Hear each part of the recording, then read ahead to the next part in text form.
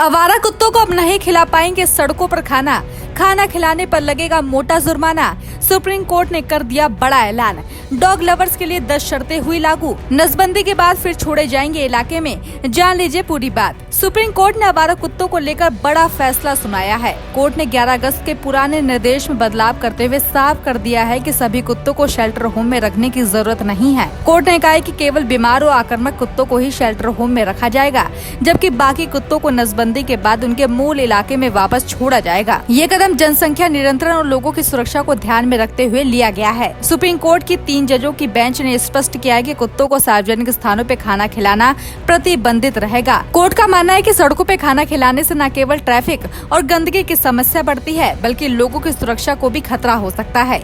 ये फैसला आवारा कुत्तों से जुड़ी बड़ी शिकायतों और विवादों को देखते हुए आया है, पर 10 शर्तें भी लागू कर दी गई है। क्या है नए फैसले, जान लीजिए। सुप्रीम कोर्ट ने आवारा कुत्तों के मुद्दे पर बड़ा फैसला सुनाते हुए कई शर्तें लागू की है।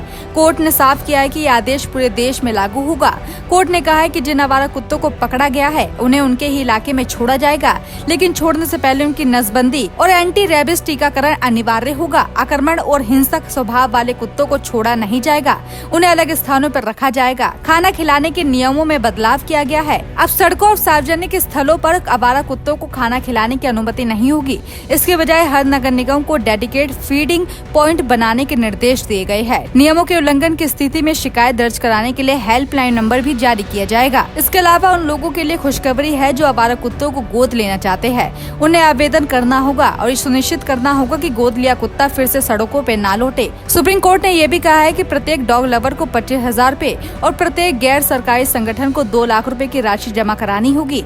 ये रकम बुनियादी ढांचे और सुविधा को विकसित करने में उपयोग की जाएगी। ये फैसला जनहित और पशु कल्याण के बीच संतुलन स्थापित करने की दिशा में एक महत्वपूर्ण कदम माना जा रहा है। आवारा कुत्तों के मुद्दे पर देश भर में 2 हिस्से में लोग बट गए हैं। एक तरफ डॉग लवर्स है जो कुत्तों के अधिकारों और सुरक्षा की बात कर रहे हैं, जबकि दूसरी तरफ वह लोग हैं जो कुत्तों के हमले से पीड़ित है। दोनों ही पक्षों से सुप्रीम कोर्ट में याचिका दाखिल की गई है। सुप्रीम कोर्ट ने अब तक के सभी मामलों को एक साथ सुनाने का फैसला लिया है और साफ कर दिया कि जो अंतिम आदेश होगा वो पूरे देश में लागू होगा।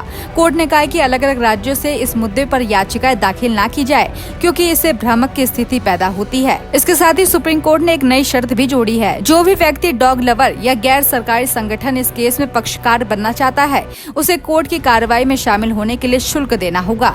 कोर्ट ने तय किया कि किसी भी व्यक्ति को पक्षकार बनने के लिए 25,000 रूपए का भुगतान करना होगा, जबकि किसी एनजीओ को 2 लाख रूपए की राशि जमा करनी होगी। कोर्ट का कहना है कि ये कदम इसलिए उठाया गया है ताकि केवल गंभीर याचिकाकर्ता ही इस प्रक्रिया का हिस्सा बने और न्यायालय का समय बर्बाद न करे। ये सुनवाई अब देश भर में आवारा कुत्तों से जुड़े सभी विवादों का अंतिम समाधान तय करेगी।